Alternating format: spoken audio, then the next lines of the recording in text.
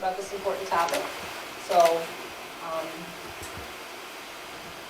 thank you all for coming out tonight. And I want to especially just start out, kick things off, and thank the Way Station and the United Presbyterian Church for allowing us to come in and provide this information tonight. This is our second in an informational series. Last week we presented on soil. That is available online. If you missed that session, we have it recorded, and you can get that online. Let me stand back here. A couple of housekeeping things before we get things kicked off. We are recording tonight's meeting. So I have the microphone. I'm going to give Matt the microphone. So as we ask questions, we will have folks throughout the room. Please speak into the microphone so that your friends and family who maybe missed tonight and want to see it, they'll be able to hear all the good questions that you ask us tonight on this topic. So again, this is being recorded and we'll have it posted on our website. The other point I wanted to make is you should be getting these newsletters in the mail. In this last issue, we'll have the QR code not only for this meeting, but last week's meeting is in this issue. So if you want to watch that video, that's available. So with that, one last housekeeping thing. Tonight we'll do our best to answer what we can. Health questions, we don't have a health person here tonight, but I do have some information for the health clinic. That's really the best place to have those kinds of questions answered, but we will do our best to talk about the science of air tonight with Matt. And if we run out of time or you need to get back home and is a weeknight, we have the EPA Welcome Center. Please come. We're open Monday through Saturday, 8 a.m. to 8 p.m. And we can make an appointment. We can bring experts in, and you can have one-on-one time with them. So if we aren't able to get to everything tonight, please, that is always available to you as well. All right, so now I'm going to get on to just introduce tonight's speaker. So we have, first of all, my name is Diane Russell. I'm EPA's Community Involvement Coordinator, and I'll just be helping facilitate things tonight. And Matt's going to spend time speaking with you all on the topics that we outlined to talk about air monitoring and sampling. And he's going to show you a few slides. He's got some equipment as well. We've got some maps around the room, so lots of information that we can walk through. We're also going to show you some online resources that he'll present and show with you tonight. But otherwise, I'm going to hand it off to Matt. Matt Villicana is EPA's on-scene coordinator, and he does that work full-time, but he's also a part-time back in Illinois firefighter. So he's been on the response. He's EPA's lead on air monitoring and sampling. He's been here for the last week and a half or so, and he's, just like with a lot of our teams, rotating in. This is his second time back in East Palestine working on air monitoring and sampling. And we will go ahead and kick things off and hand it over to Matt. Thank you. All right, thank you, Diane. So, as Diane mentioned, I'm on my second deployment out here, and I'm leading up the air monitoring and sampling branch, so that's why they asked me to come speak to you guys tonight. So, we're going to try to help clear up some questions that you guys might have had about our air monitoring sampling procedures that we've been doing throughout the response. So, first of all, we're going to go through what's the difference between air monitoring and sampling. So air monitoring, we're getting real-time data. We're using these equipment, so we have all the equipment on the right side of the table, area ray, multi-ray, dust trap, and then a excavator flex. We're getting real-time data with those, and those are actually, a lot of that data for all the equipment is funneled up through wireless telemetry so we can see it remotely. So that's the second topic. We can actually view that data remotely, and that's primarily what my task is out here when I'm working out I work out at the forward operation base on the west side of town. So yeah, I'm actually monitoring the data, making sure, as well as my contractors, we're making sure that the data is coming in. We're not getting any alerts, like I mentioned in the third top bullet point. So all that is alerts if the sensors are detecting any exceedances or anything wrong with the instrument itself. So that's one major pro of the air monitoring devices. And then we also have the opportunity or the ability to be mobile, so we can take these pieces of equipment around to various points around the perimeter or out in the community. But then we also have devices that are more stationary. So for example, on the right side of the table, you have that big black and gray device. That's the area ray. That's our stationary device. And then right next to it is a smaller version. That's the mobile version. So our contractors can carry that around and use those devices to see like if we have to fill in gaps between areas, or we have questions in certain areas about odors and whatnot. So the next bullet is that these meters can be very specific, or they can be generic. So for example, you probably heard a lot of talk about photoionization detectors or flame ionization detectors. They're both types of instruments that look for volatile organic compounds. Those are more on the generic side because they're looking at total. So there's a lot of volatile organics in the air, from anything from like gasoline, diesel fuel. A lot of those have different types of volatile organic compounds. So those are more generic, but then we also have the capability to look for stuff that is on a more specific side. So for example, that yellow and black device, that's the SPM Flex. We use that one to look for single gas, very specific instrument. So that one's very, very good at looking for single gases and whatnot. We also have some other pieces of equipment that look for very specific gases. Like for example, you've probably seen our big toggle bus driving around town or around the community and around the excavation site. That's looking for butyl acrylate specifically. So that's obviously one of our devices that is very specific.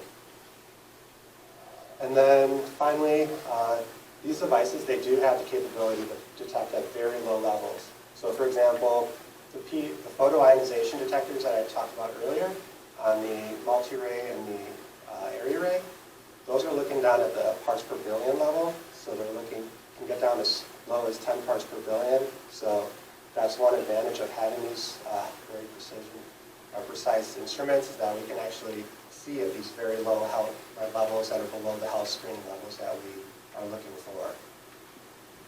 Whereas now with sampling, on the other hand, that we're getting very precise laboratory grade data. So for example, like we actually collect these samples in materials like the 2 silver canisters over there, or we even have these little badges, those are passive badges, or even that blue pump that actually has a sorbent tube on the end that collects the air into a specific media. Those get sent off to a very third-party lab, and they get analyzed. So they actually go through the various analytical methods that are used for specific compounds, and they produce very low level, usually in the parts per billion level. They can even get lower at times. But so you get that laboratory grade data. And as I mentioned, they're very specific.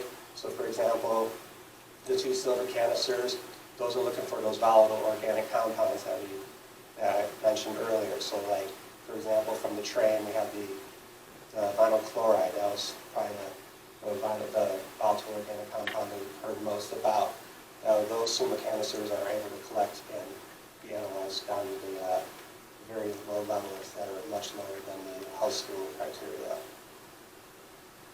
So the third bullet, they're typically stationary. So these devices, like the 2 SUMA canisters, you'll see them like hanging on posts or stop signs, stuff like that, because they're looking for pulling a sample of air for that specific area, and then we set them up around in an area so that we can cover the whole area in case the wind shifts and whatnot. We can see throughout the day, throughout a 24-hour period, what type of exposure people might be having as we gather that sample. They can also be more mobile and worn on people. For example, like those badges or even the little blue pump.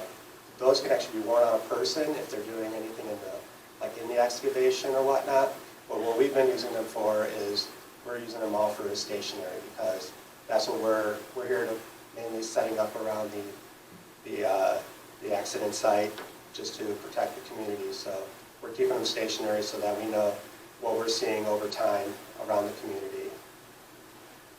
And as I mentioned before, these are also very capable of looking at the very low levels. So like I mentioned, we're going to go through a little later about the units and whatnot, but they're able to get down to micrograms per cubic meter, which is approximately like a parts per billion.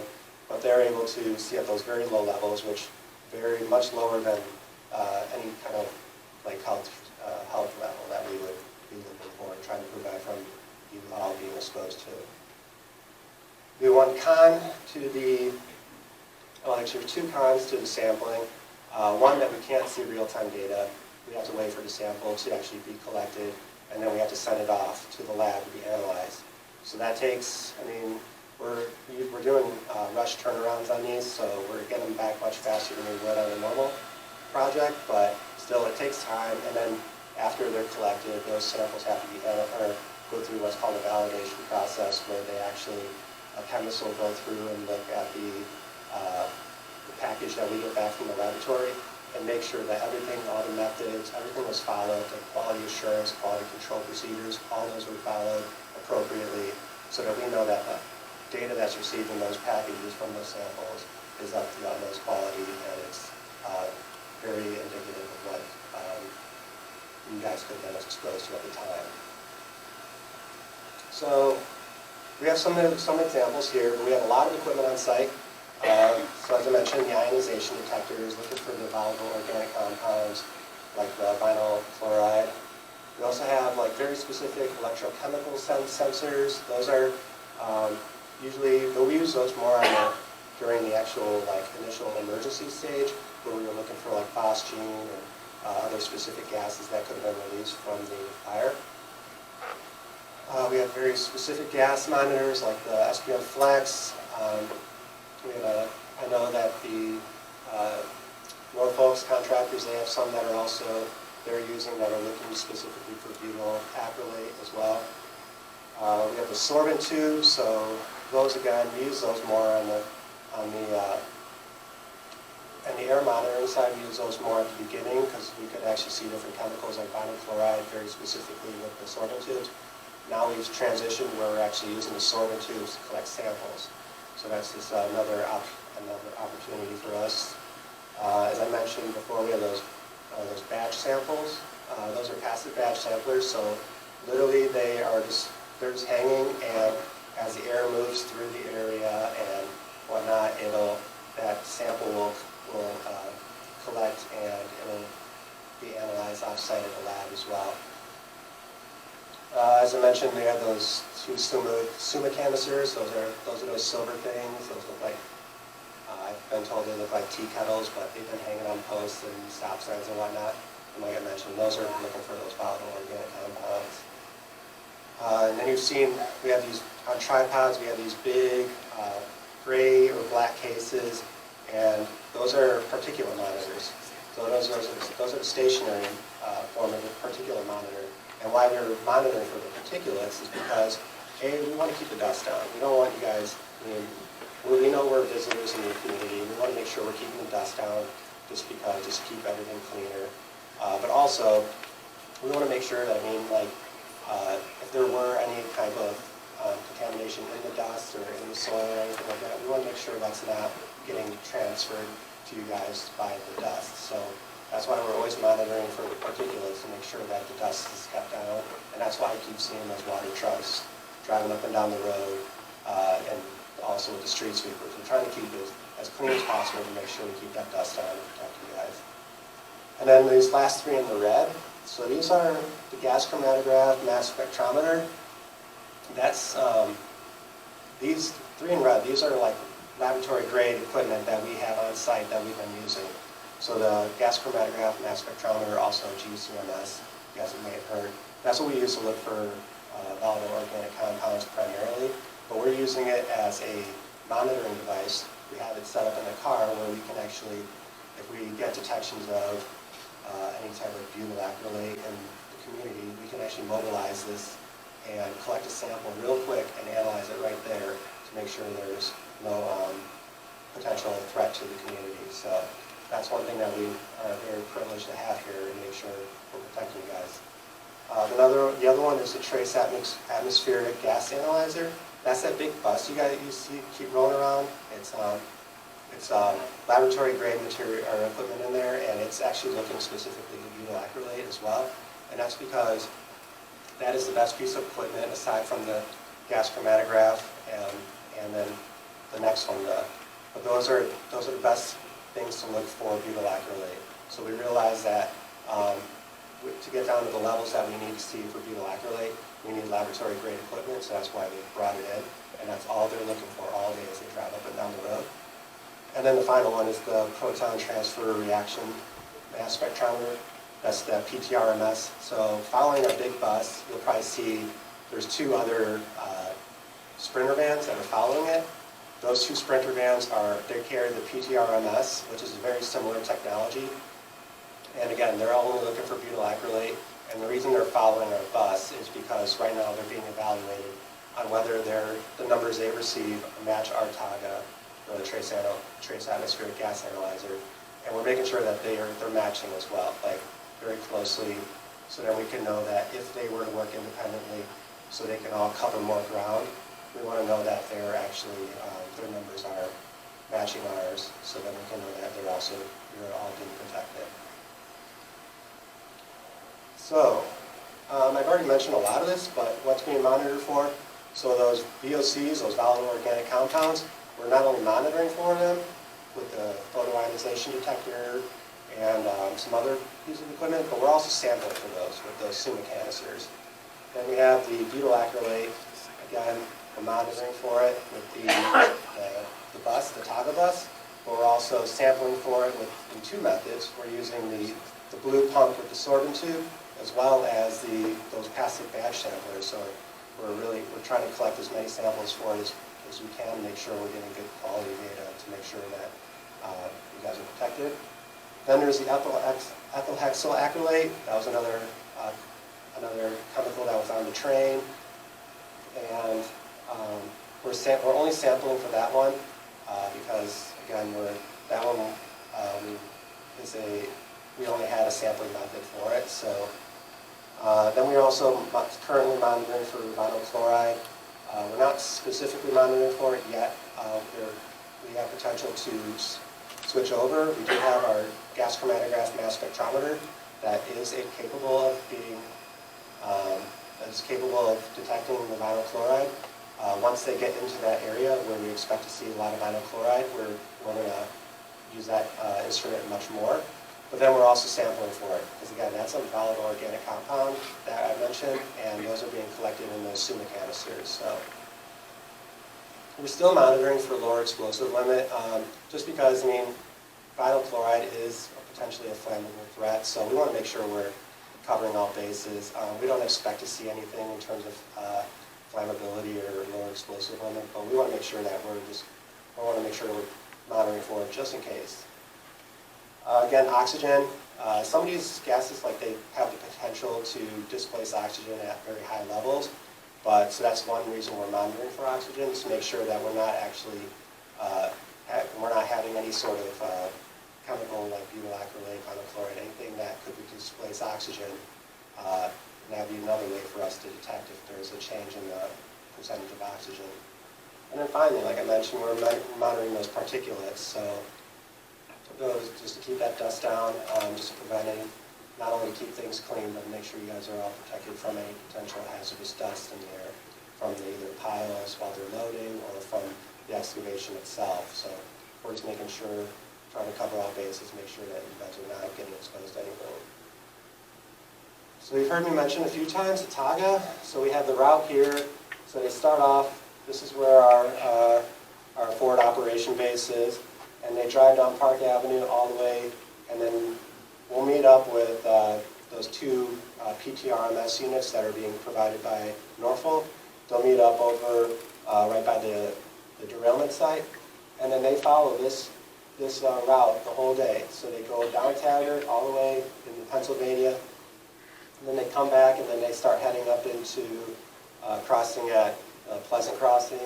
They go on the north side of the excavation area, the derailment site, and then they'll come back and they repeat that route all day.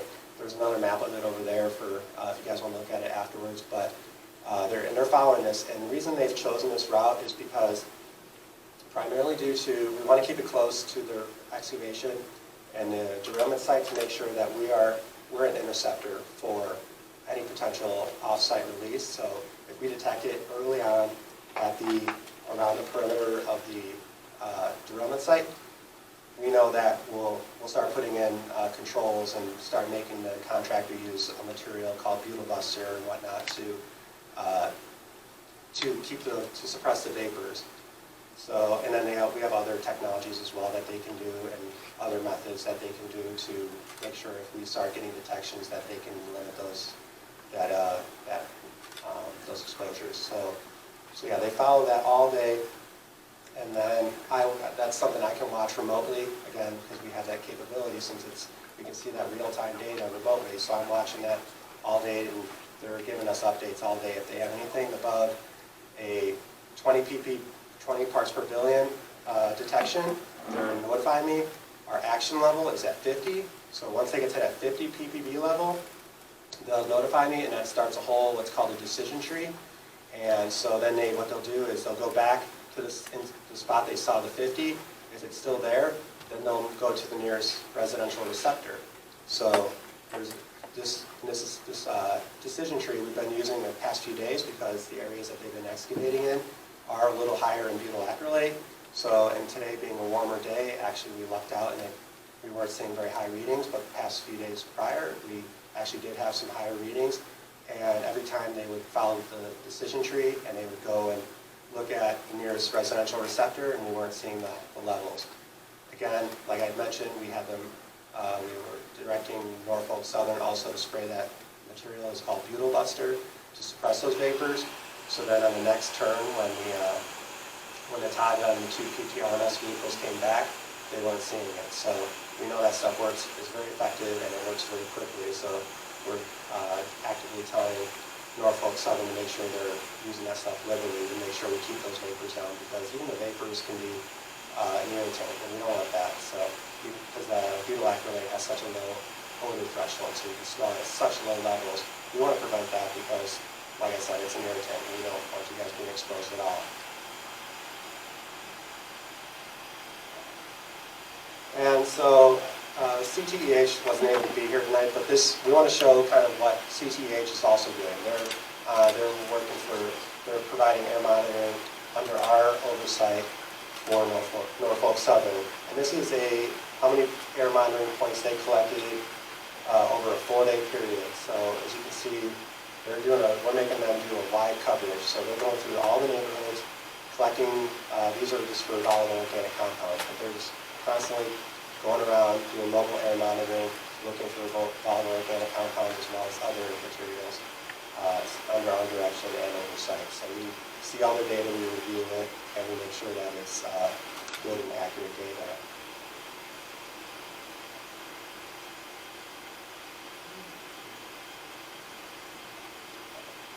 Okay, so who is conducting the work? So, like I mentioned, well, you have us, which is EPA, we're the emergency response branch. There's a lot of us here, mainly from Region 5, but we also have other regions like we have people here from Denver, from Boston, we have someone here from Washington, D.C. We have a lot of people here from different offices and different regions supporting us.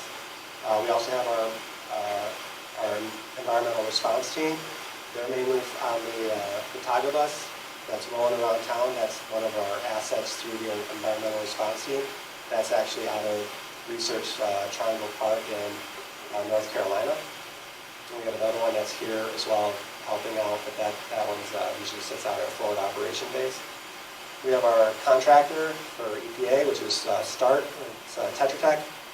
This is one of our members here, but we have a lot of them. You'll probably see them around town with the meters, either calibrating meters or collecting samples or just driving around doing mobile air monitoring. And then on the Norfolk side, they have CTEH, and that's their main contractor doing the air monitoring and sampling. So you might be wondering, like, especially for like particulates or volatile organic compounds, so we get detections throughout the day, or we'll get, especially with dust, sometimes we'll see it's dusty out. Like, how do we know the difference? Like, as we're, whether it's just typical roadway dust, or if it's when we're getting volatile organic compound detections, how do we know that if it's what it is? Well, every time we get an exceedance, we send out our contractor, our Tetra Pak, our contractor, to go verify if it's an actual detection and sustained detection. And not only, so then make sure that if we are getting sustained detections and whatnot, that all gets forwarded up through my branch, up through the operations, and then all the way to the top. And we make sure we communicate that just in case we have to do any additional community protection. But then we're also supplementing all this monitoring with sampling. So for volatile organic compounds, like I mentioned, we're collecting those SUMA canisters, the butyl acrylic badges, and the sorbent tubes. So we're doing a lot of collection in terms of sampling, just to make sure that what we're monitoring for and what we're seeing in the monitors is exactly what we're experiencing in real life. So yeah, we're being covered on two fronts: either monitoring to give us kind of a quick idea, a real-time idea of what's going on, but then also the sampling so we can confirm what we saw in the field. And then, again, this is a map that was created just to show the wide sampling network that we have between our contractors, the EPA contractors, as well as CTEH, who are the Norfolk's contractors. So as you can see, wide sampling net that covers the whole town pretty much, or at least that whole eastern side of the town especially. And that's just to make sure that we're trying to cover all bases and make sure that everyone's going to be protected. And so we wanted to show that, yeah, there's a whole lot of samples being collected every day that are for your protection. And then, so now we're going to go into the kind of using the dashboard, because I know some people aren't even aware of the dashboard, where the sample data is, but it is not an intuitive dashboard. So I'm going to kind of try to help kind of explain how to not only use the dashboard, but also what the numbers mean. So my contractor here, he's going to kind of go through it, and we're going to kind of try to explain, like look at a few samples and then explain how to use it, but then also what the numbers mean. So if you want to exit out and go to Google Chrome. All right, so if you just want to select a SUMA canister. So you'll see over here, steel canister. That's our SUMA, so that's why it just says steel canister. But again, so that's looking for volatile organic compounds. So when you click on one sample, it's going to give you a sample ID. So what you can do is that one was collected on March 1st, so we will have the data presented for it. So he's going to go down, find that specific sample.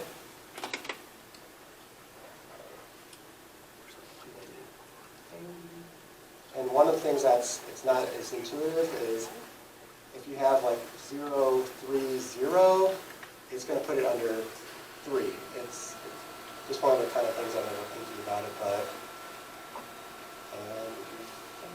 yeah, there it was. So okay, so now he found it on the right side. So now what he's going to do, he clicked on it, and now it's presenting the data for that specific sample. So if you were to scroll all the way down, because we know we have vinyl chloride, if you were to scroll all the way down, you could go and look at just vinyl chloride itself. There, so we had a detection of 0.036 micrograms per cubic meter. So what does that mean? That's a very low level. That's just barely above the detection limit of the instrument, and it's much lower than our screening criteria. All the way over here at the bottom, you'll see like a validation status, and that's one thing I mentioned earlier about like how our data is always validated. Like people, chemists off-site, they're looking at this data, making sure that all the quality checks are made, all the methods run properly, everything is done properly to make sure that the data is of the utmost quality. Again, result qualifier, if I were to go up to another result, like up here for the dichloropropene, you'll see a U, but then that U is also with a result that is less than. That means, that U just means that it's just a non-detect. That's just one thing that labs use. I'm not sure why they picked U, but they did. But if you were to go to another sample, say like a badge sample, so that's a green triangle. So that one was collected on the 17th. You might not, so you're going to see samples on here. When you click on it, you'll see it'll bring up a sample ID, but you won't see it on the right side. That just means that we're not hiding data. That just means that that sample, we haven't received the results yet. So once we receive the results, it all gets posted up here. So he's going to bring up this badge sample, and that, like I mentioned, that's one of these badge samples that are looking specifically for butyl acrylate. So once he gets to it,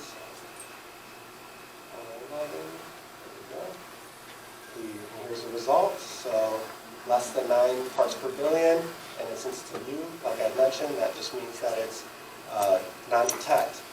And again, so now you can see on this one, the validation status, it's prelim. That means that we've received the data, we're posting it, but it still has to go through that validation process, which usually takes, depending on the data and how busy the chemists are, it could take a couple, like a week to like 2 or 3 weeks. So, but we still want to post that data and make sure you guys are be able to see the data quickly.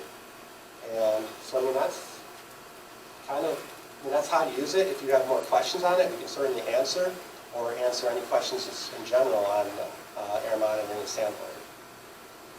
So, yeah. So once again, just wanted to make sure that everyone knew we are recording this, so folks who couldn't make it tonight, this will be available online that can watch, so that we ask, so that your neighbors and friends want to hear your questions, that you use the microphone when you ask your question, and we'll continue to use this audio equipment. So I appreciate it. Thank you. All right. Yes, sir. I have a series of questions then. Yes, sir. How have you tested up by High Street in this town? I am not familiar with High Street. Can you indicate on a map where High Street would be? Like,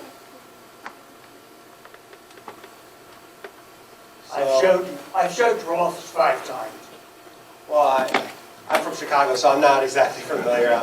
But yeah, can you, what side of town? Like northeast? North side? Up Market Street. Up Market Street. So we have a sample here at, I can't see the cross street, but it's at north, it's on Market Street. That's higher. So you're up higher? Okay, so we have butyl acrylate badge. I mean, I don't know where Gould Pond is, but we have a butyl acrylate badge that's up there. Again, that's where, let's see, that was collected on the 14th, which we might have data for, but I'm not sure. But so we are sampling to the north as well as around the rest of the. You sampled once, I called at 11 o'clock at night. I believe there's a difference between night air and day air, isn't it? And we have seen, so at night what we typically see is the air inverts. Yeah. So the cold air comes, So I called down. Yeah. They came up 11 o'clock in the morning. 11 o'clock in the morning? Okay. Yeah, there's nothing there. I would have to look at our data to That's see. 12 hours later. Yeah, I would have to look at our data to see if it's a real mobile air monitoring point. Then typically they're visiting those multiple times per day. If not us. No, you're not visiting up there. I've already got that answer. Okay, well, that's. I've already got the answer. You're not going to change your route at night to cover the rest of town. There's some of us a little, like a mile 2 points out from this thing. You don't cover us, or mile 0.5. So typically the reason for that is if we're not seeing it in the close vicinity, we're not expecting to see it further out. So that's why we're. Well, but it goes up a hill. You shaking your head no? I congested oil, and I got sit here. I'm very familiar with a lot of this. 30 years old, but familiar with it. And the other thing is, you know, you're not checking. You won't change route. You won't check it at night. That was the answer I got last week from Anna. And the guy from District 10 has seen my stuff to verify that some things were up on the hill. I'm sorry, I'm not familiar with Anna or someone from. Well, District 10 is Seattle. Oh, so our Region 10, I'm not familiar with who that would have been, but like I said, I mean, we're not seeing it at the close proximity. So you're not worried about us outside? It's not that we're not worried, we have confidence that My it's not making that way. brother-in-law accuses you of killing my wife. Well, I'm sorry to hear that you had your wife passed away, but. That's what he feels like. I'm sorry. And that he's you feel that. experienced in this not as well as I have. I spent times in oil. But I think you need to go out further. I hope that Ron hadn't left, you would hear that, so he'd put it on the TV. Yeah, well, we'll definitely take that under advisement. I'll take your concern It's directly. been in advisement for 4 weeks. I'm sorry to hear that. I got back here a week and a half ago, so, but I definitely take that seriously, so. I mean, I went in 5 Yeah. times in one day to find out what little toxicity we were looking for. Wait, can you repeat that? The toxicity of the items that came out of the fire and all that. I'm sorry, I can't, so the vinyl chloride it is a That you carcinogen. can't test it for 1 day anyway. Yeah, it's a volatile But organic we compound. do have some that have tested with Say that again, please? it. We do have 2 people that have tested with it. They have tested positive for vinyl chloride? Mhm. I'm sorry, I was unaware of that. It's about up to 18 now. See, you people aren't worried about us.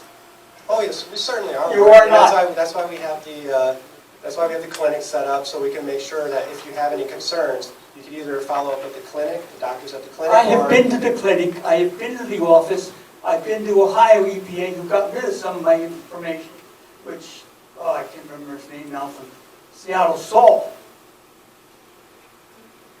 His I name. took the stuff out of my heater. Oh, I'm sorry to hear that. But the electric came in and found it. 1/4 inch of smoke fumes. Quarter inch of fumes? Okay. Now, I'm here with a chip tonight. Mhm. I've stayed away, but I've also called your folks and Ohio EPA liars. Because you're hiding behind, you won't let anybody behind that barrier out there, will you? The citizens roadway of blocks? town. The roadway blocks? Mm-hmm. We're having those closed for safety because there's a lot of truck You're afraid traffic. we'll hit you. No, we're afraid that you might get hit, because we have a lot of truck traffic driving through that No, area. no. I'm talking about in your office. In the We're office. under Oh. attack. I can talk about that. Limitation, Hi, folks. Diane Russell, EPA. So, we're basically, it is not a secret, you are welcome to come back there if you would like us to tour the room, we're happy to take you back. And I don't know, that's not You only gonna agreed to that necessarily after I solve complained the issue. at a public meeting. But hey, and we are glad you are here. This is what this forum is for, is to get these questions answered. I just want to make sure, because you have very specific questions that you have been working with us on at various levels, folks that aren't here tonight. Right. And that's why we need They're to. here for 2 weeks and gone. Well, I know Mark has been here for quite a while, and Have I've you seen been. my Mark? Sorry. Have you seen me? Not yet. Not yet, but You you've haven't. seen him tonight. Now is tonight. I've been to So- your office enough times. Well, Mark isn't always there, and this is why, again, the Welcome Center, it's good to make appointments, because if we have specific things we need to follow up with the technical experts, we can make those appointments, and we want to encourage folks that we will make that happen. So we want to follow Yeah, Anna up took with it, you. and she took my thing, Yeah. and I told her the answer was going to be, she says, oh no, we'll even straighten it out. She called me up and says, Reverend, you're right, you're not going to change it. Well, but there's still some other issues that you brought up tonight that I think we need to still continue to touch base with you on. So, but thank you for that, and again, you know, while this informational series is focused on air, we know people have a lot of different questions, and that's what that EPA Welcome Center is for. Let us work with you. We will find the experts we need to find to bring resolutions best we can. Again, 25 Market Street, 8 a.m. to 8 p.m., Monday through Saturday. Try 600 Market. Well, our office is at 25 I Market know, Street. 600 is my house. Okay, well, now we know where you live, and we'll be right over. Hello.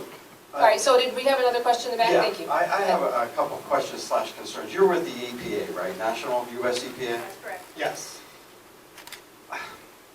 I'm not an alarmist, and I'm not into hysteria, but I'm concerned that there are university professors out of Purdue who have to go through Freedom of Information Act releases to get some of this data released from the water and the soil and the air. And I know we may be talking about air tonight, but you guys are EPA, so I want to talk to you about that. Why would a public agency require federal or Freedom of Information paperwork has to be done by university professors to get data released on our town? We pay tax dollars to put you guys in business, as well as the CDC, who doesn't want to release all the information. So there's a concern that I'm having because this is coming through the clips. There's also been sporadic cases of people coming up positive for benzenes and other chemicals in their urine. Folks have gone to local labs, and local labs have been told by the CDC, which is another federal agency, not to test for this stuff. It doesn't last in the system long enough. It's a waste of money. And the VA. Now, and the VA, probably. Another federal agency. You folks have been very good about getting on the ground here and open up that shop downtown. And it's appreciated.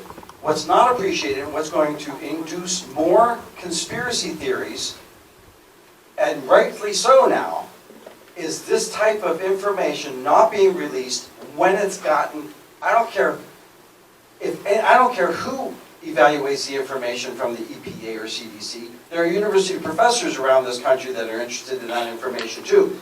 And it should be released to the public. There have been talks about judges saying, well, this certain information is not going to be released. We'll release this document, but certain things are going to be blacked out of that document. Just like the Pentagon does. This is not an issue of national security. This is an issue of our health security here. And I don't understand why our national programs like the EPA and the CDC, and I don't know about the Ohio EPA yet, They're the same. why these agencies are not releasing information as it comes through that mass spectrometer or that gas chromatographer in the labs. Because there's not just the EPA that's going to be looking at those numbers, and not just the CDC. We have a lot of people around this country that are interested in these numbers. And a lot of different people can interpret numbers differently. And what's happening is, I understand, the agencies don't want to induce panic with the population here in East Palestine. You're going to induce more conspiracy theories and more worry when you don't come forth with this information as it comes out. And if again, I'm going to check on this guy from Purdue. But if he really has had to file release or Freedom of Information release requests, there's a problem. Why would you even need to go through that hoop? Was it?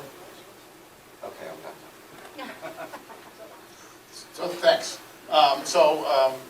You're absolutely right. When information is gathered, it should be publicly available. We completely agree. Let me give you a couple examples. The air data that Matt talked about. When that data is gathered, we put up preliminary data even before it's validated. Typically, we don't do that. We are doing that here for the exact reasons that you're stating. So that is happening. Water data. The water data is currently not being collected by US EPA. The water data is being collected under the oversight of Ohio EPA, and the actual work is being done by Norfolk Southern, but Ohio EPA is collecting the data. I just looked at their water data website today, and it is there. They are posting. Ohio EPA is posting that data. I can't guarantee you that they have posted all the data and it's all up to date. So that's something we could follow up with for you. Soil data, what we talked about last week for those of you that were here. That's a different story. We need to make sure that data is validated. But with the soil data, those aren't immediate risks that we're dealing with. Those are longer term risks. So it's the air data is we need to get you information immediately. We understand that. With the soil data, We don't want to put out bad data, and so that, we are waiting until final data comes in. However, some of the semi-volatile organic data and dioxin data that we're going to be posting within the next couple of days, we'll have some preliminary data. We literally just talked to our lab and what we call our environmental unit personnel, and we've agreed that we're going to post some of that preliminary data. So we hear you, we agree with you, and for the most part, we are doing that. Now, for the university issue that you referenced, we have, to my knowledge, we have not received a FOIA. At least it hasn't gotten to my level yet. If it has, I'll certainly report back to you. But I just want to reassure you that we're getting data out as quickly as we can. So. Yes, my name's Eric. Wait, actually, I want to finish up with one more thing. So if you go to this dashboard, which by the way, you can find the dashboard, the link, the QR code you keep seeing, that same QR code will take you to a spot where you can view the air data. At the top of it, so right above the dashboard, there is a link here where you can download all our data. And it says it's through the 20th of April. So that's probably all the data that we've received as of right now, because like I said, it usually takes about a week or so to get that data back from the lab. But you can actually go and it's there. You don't even need a FOIA request. You can go view the data. And like I said, the dashboard is up to date. As we receive sample data, they're updating it. So that data doesn't require FOIA. It's available. And just as a follow-up comment, it could be that whatever's coming out of Purdue is not Do you mind talking? valid. Sorry for the recording. It could be that whatever's coming out of this Purdue professor is not valid. That maybe that information is not correct about having to go through FOIA. CDC. He FOIA'd the CDC. Oh, okay. Yeah, it wasn't you guys. He FOIA'd the CDC. Oh, it was through the CDC? Yes, I got it right here. He's got 3 of them out. Okay, so it is accurate data coming out of Purdue that That's they have correct. been having I've worked with to him a lot. ask It's for not, FOIA it from the wasn't against CDC. the And just to EPA. kind of speak on that, that might be health information It is. for people, and just like us, we try to, if stuff's redacted, it would be addresses, it would be, because people are entitled to their own personal privacy, so we don't want to release any data that might link a sample to a single property, because that's their personal identifiable information, so we want to make sure we're protecting people's privacy. And that's the only reason we would redact any information, is just to protect that privacy. I believe we have another question up here. Yeah, I'm one of the ones that tested positive for the vinyl chloride. Sir. My fiance just tested positive as yesterday for vinyl chloride. The problem is are they doing something about digging up the tracks differently coming up the south side than they did the north side, for number one? Number two is, since I put my, results out there on social media, I've had 18 other people in this area that's tested positive for vinyl chloride. So what is being said, and this is what's causing the hysteria, the panic and stuff, is because now people are actually getting tested and they're testing positive for this stuff. And then, we went through, I went down to the clinic, they argued with me about even reading my test results. I went to 13 chemists and toxicologists saying that if this stuff, after 2 months of being, after 2 months, we shouldn't be having this in our urine. They said about smoking cigarettes. Well, it's in the nanograms of a cigarette, so you'd have to smoke about 20 packs a day. So us testing past the reporting limit of vinyl chloride, 18 of us so far in the test results for the children, most children are being held. I went down to my healthcare provider, and I filmed it all. They said that through the CDC guidelines, that there was a time frame that I had to fight to get a prescription. We're having to go to all kinds of places to get a prescription to get tested for this. One person tested for not only that, for benzene. They've tested as far out as 3 miles, and I just had somebody report and show test results immunity at even a higher level of vinyl chloride in the urine.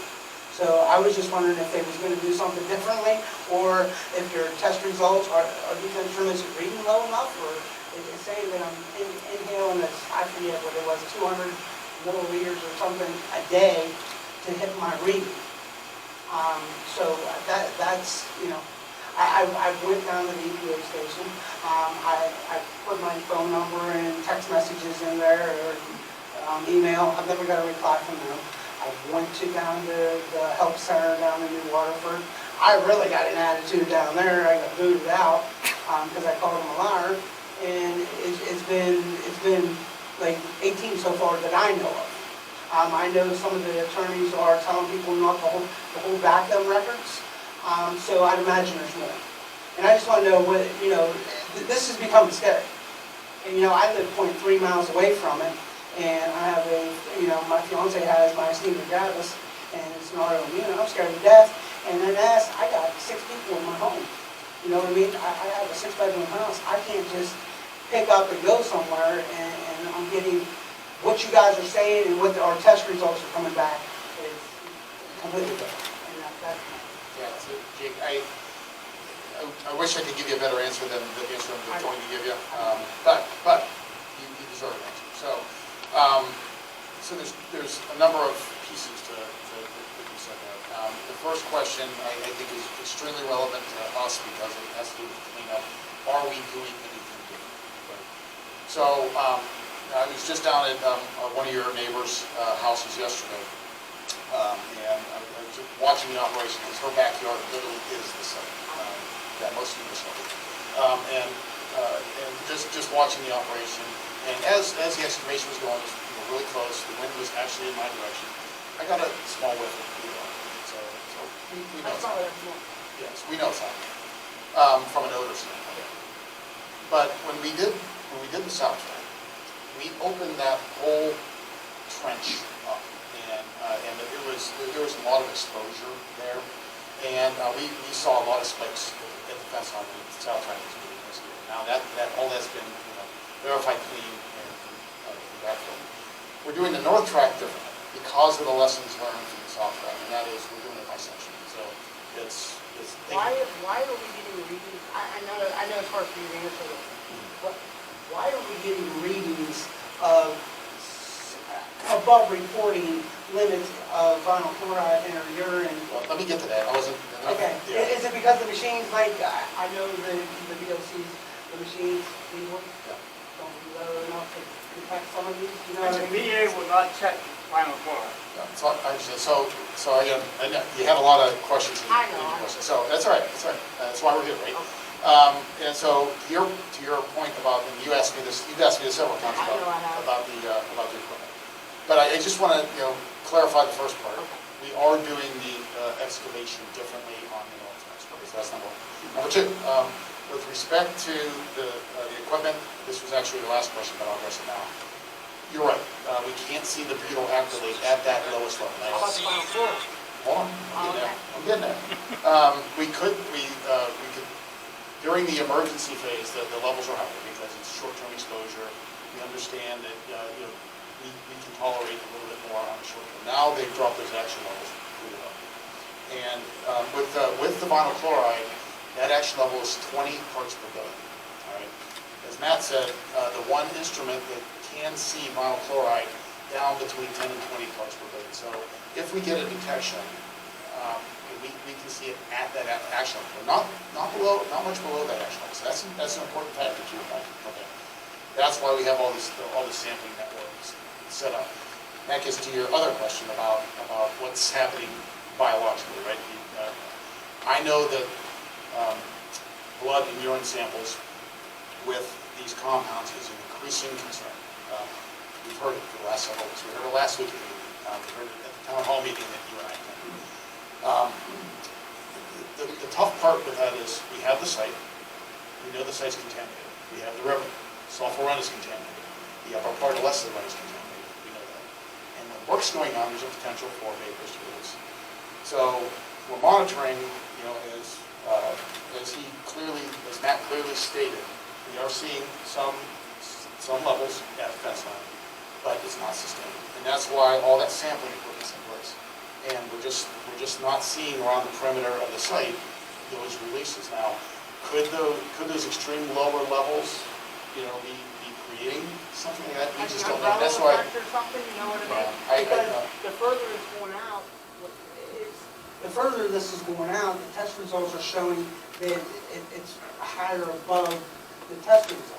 You know, I'm at one level. If you go to Unity, it's way up there. If you go 3 miles past that, it's up to 3.8 miles from test results.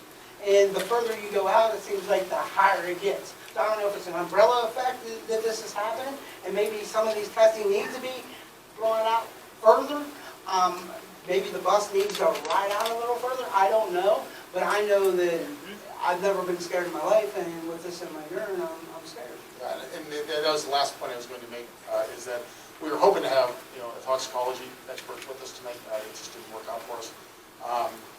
So that's why we can't answer, or at least deal with some of the specific questions you asked. But I'm hearing a theme. You asked the same question that you're asking. Can we expand the air sampling program a little further in the community? So we'll take that question back to our experts. No promises, because we're not the experts, but we hear them. Okay. Microphone, please. It's sort of along the same line. However, I know you say you're not soil, but you say if it's in the dust, it can get in the air. I live on a back road 2.2 miles away, south. I have 6 chemicals in my soil. The guy that tested is actually going to contact you guys to see if you'll come down to test you so that they can compare them and see where the levels actually are. But we're all sick. We're all dealing with respiratory problems. We live on a road, they used a lime base on it because it's got a protected water area there. Dust all the time. So yeah, I'd be interested to know what the chemicals are. And yes, I do, I have a. Is that what you were going to ask me about, Tom? Yeah, we know you've tested up above, but not down where we're at. Yeah, and that's why I'm interested in the actual compounds, to know if it's even the same compounds we're looking at. So we'd like to see that. So.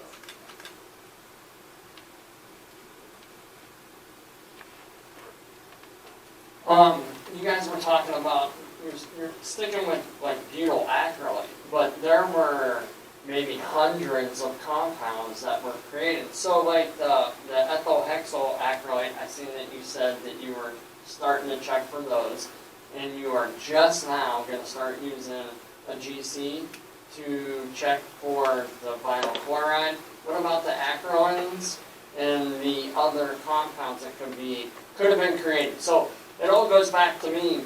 It feels like that you guys didn't do a risk assessment, a good one at least, to kind of maybe all the other things that could be out there that could have been created when you let them blow these cars up. So just I'm wondering why we're so focused on butyl acrylate when there were lots of other compounds that were created. So you're absolutely right. There were lots of other compounds that were created.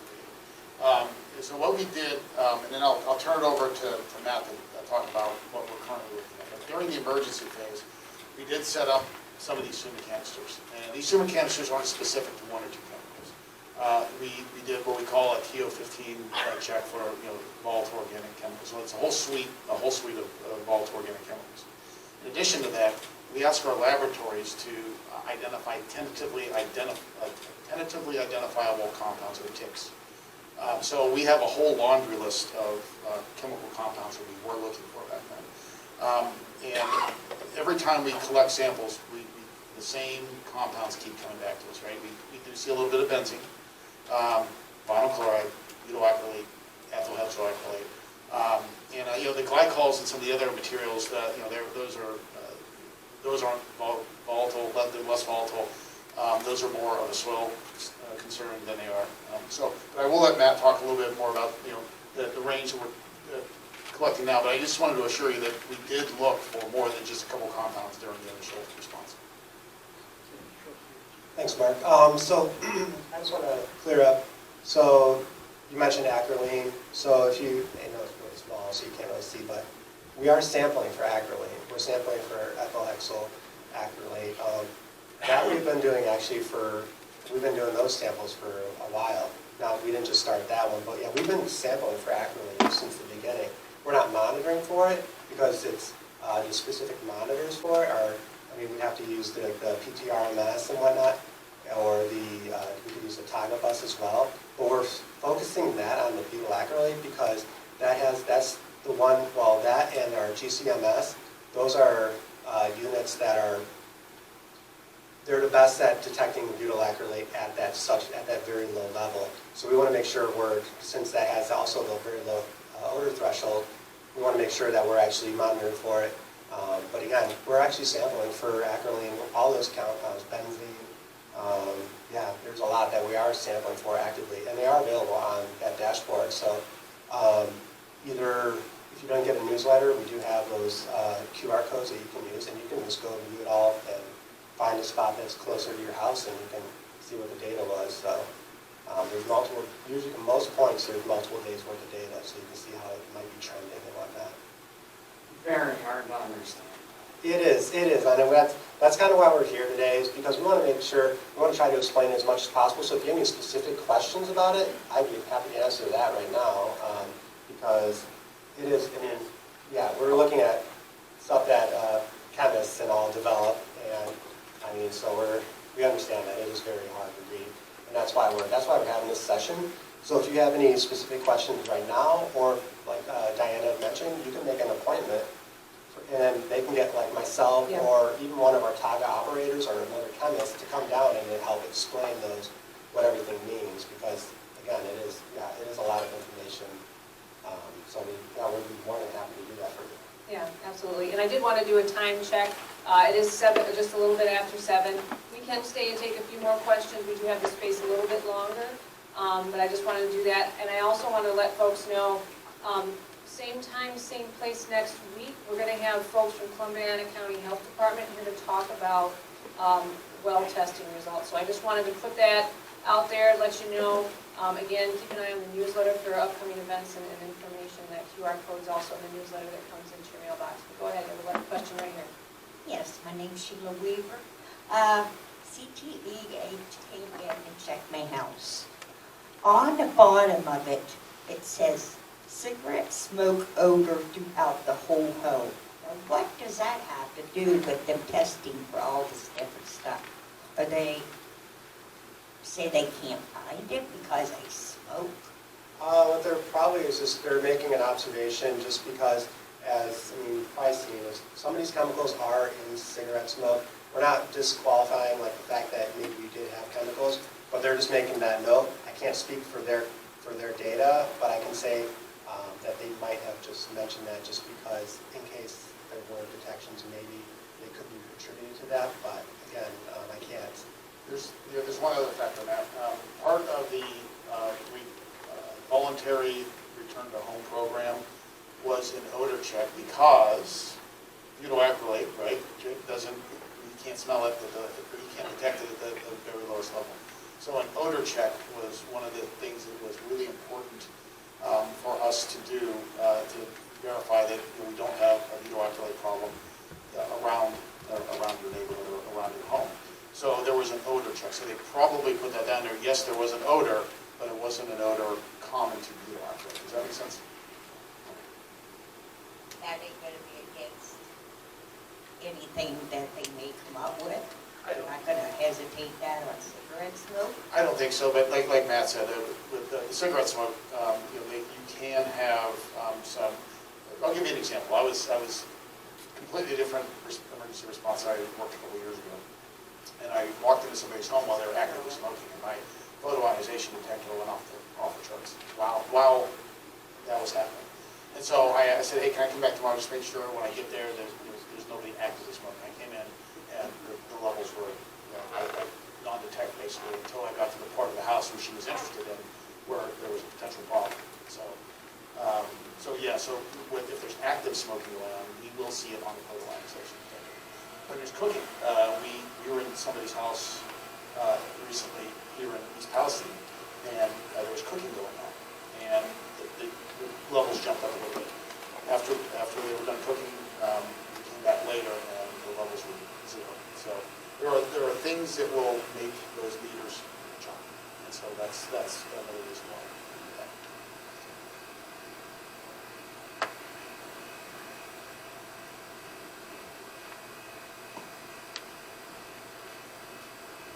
Hi, this question has to deal with the CTEH when they came to my business. And it was, I don't know, a couple of weeks after, I'm not sure what it says.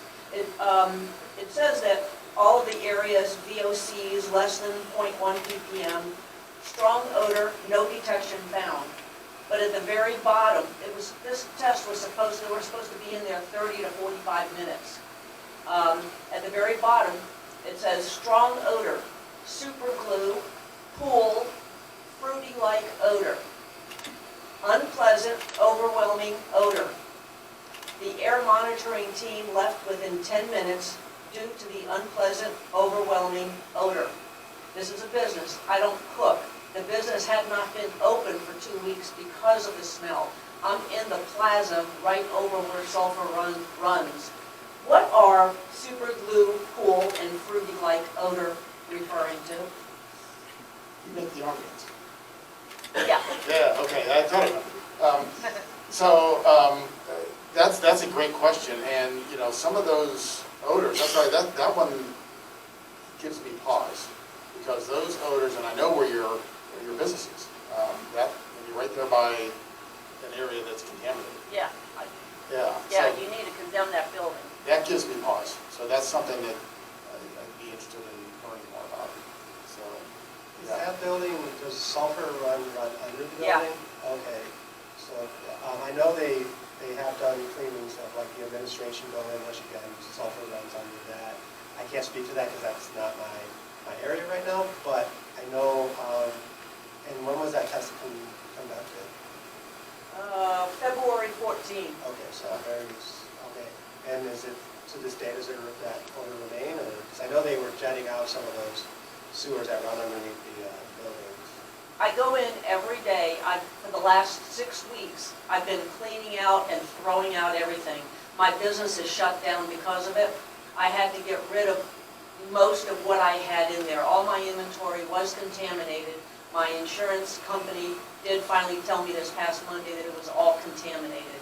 And I'm talking silicone wristbands. I have 250,000 of them there. It doesn't smell like it used to smell, but every day I go in for maybe 2 hours just to continue cleaning. I open the door, I put the fan in the door just to get rid of the smell. But it's still there slightly. I've gotten rid of almost everything that would be doing the off-gassing.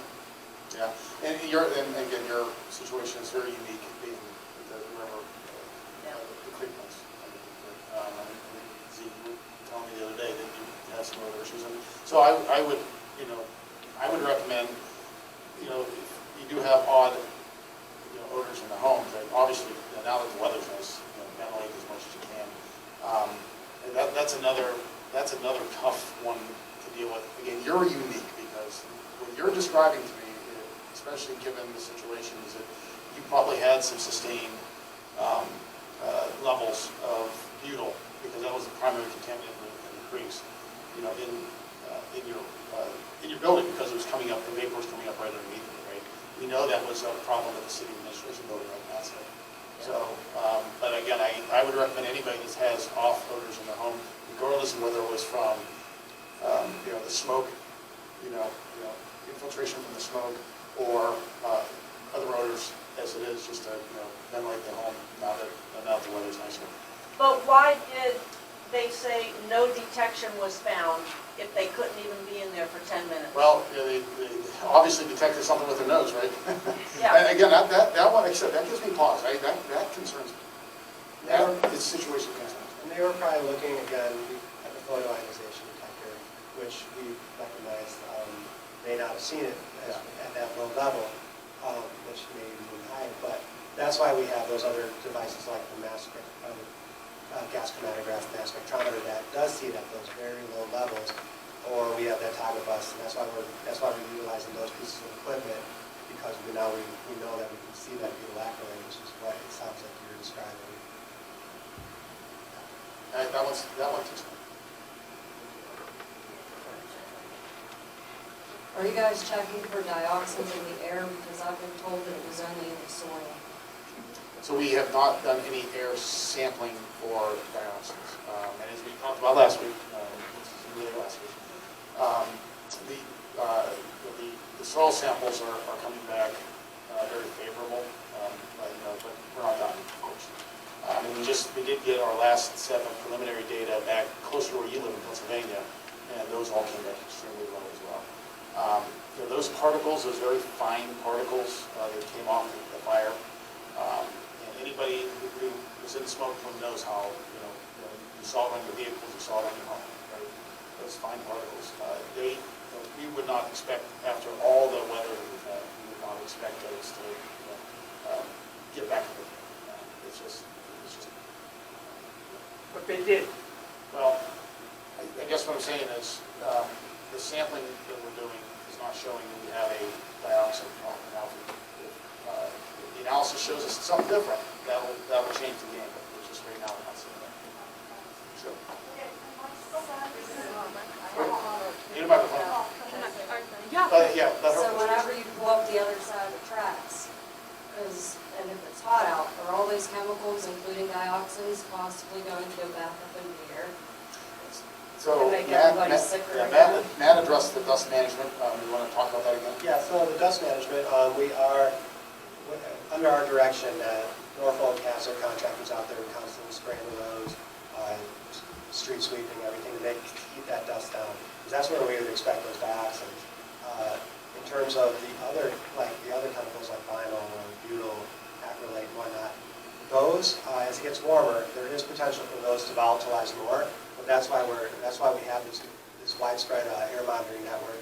That way we can know that if we are starting to get detections now our meters, they have parts per billion sensors, so they can see down to that 10 parts per billion.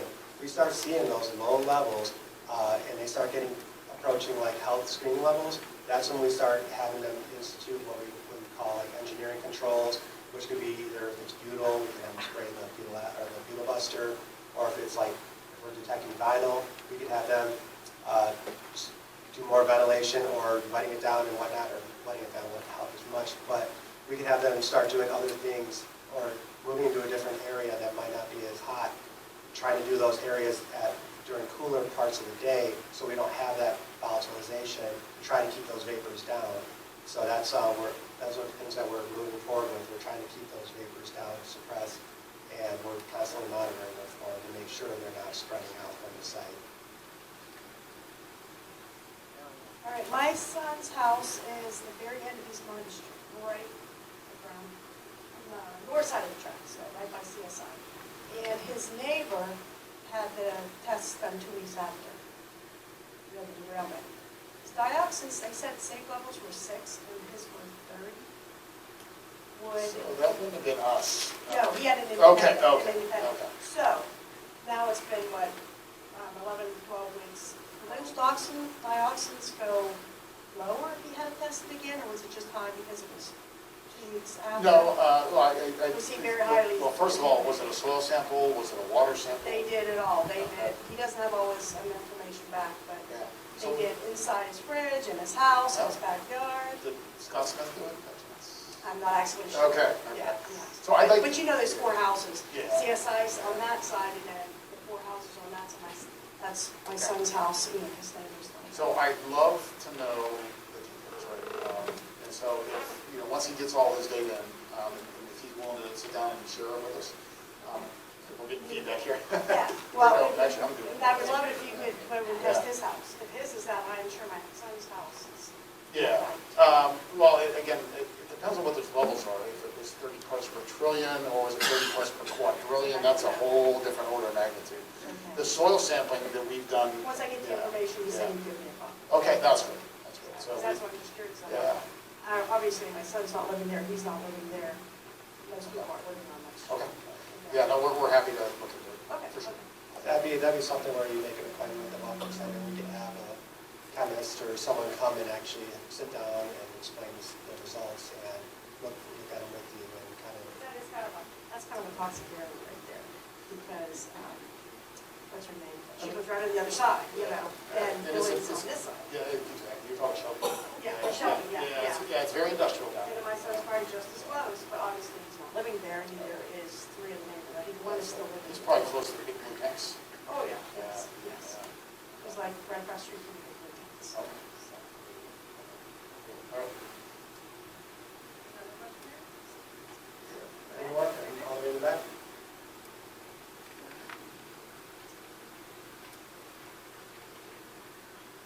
So I just had a question regarding the CTEH. You know, when the evacuation was lifted, they said, okay, everybody come in. And I personally have not had them in to check my house. I'm 0.37 miles away. But every result that I saw posted online was exactly the same. So, and what you're saying now is that their equipment was not capable of picking up the levels that it should have. From you.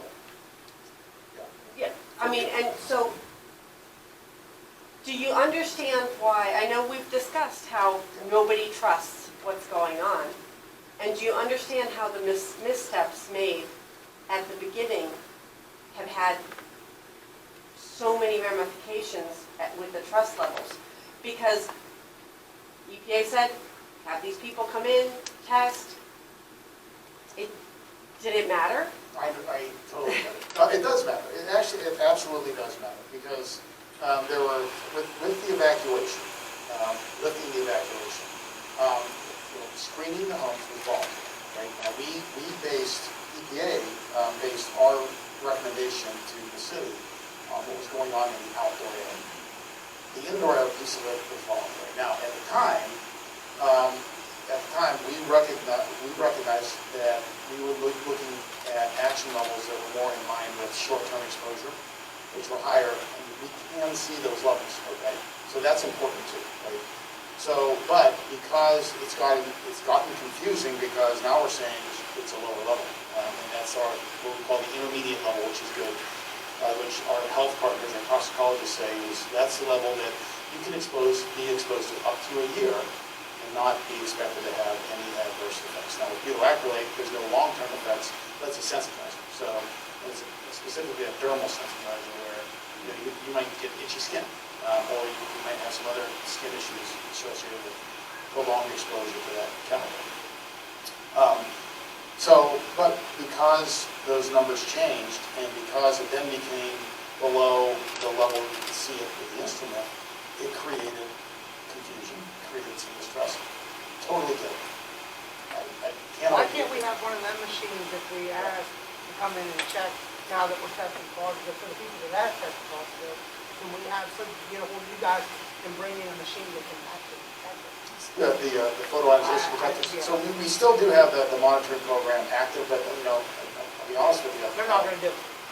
We're happy to come in and monitor again, but these chemical compounds we're dealing with are volatile chemicals, right?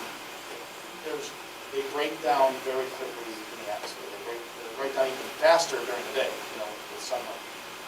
So the realistic chance that vinyl chloride is actually present, sustained, is pretty unlikely. We still have the program active. Even though we're testing this. That's the hard part about this. Yeah, the hard part about it is we're testing. I mean, like I said, for people to say about smoking a cigarette, it would take 20 packs of cigarettes because it's in the nanos.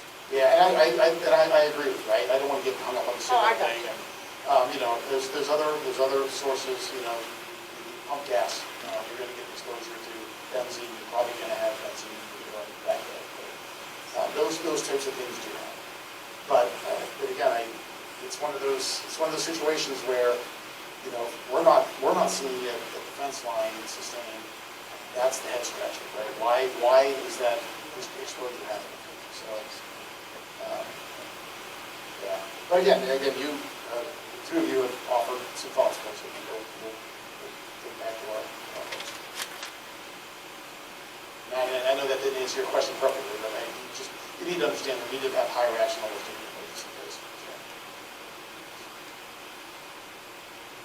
Any other questions? Again, I just appreciate all you coming out, and we do have, we'll be here for a little bit if you want to ask us some individual questions. There's some posters, if you want to take a look at the sampling equipment, we have folks here to talk about that. Otherwise, again, next week, if you want to learn more about the well sampling program from Columbiana County, those folks will be here. Or if you know someone who's interested in that program, let them know. And also, again, if you want to capture anything, revisit anything from tonight, we have this recorded, it will be posted on our website. So, appreciate it, thank you so much for coming out, and we'll see you around town. Thank you.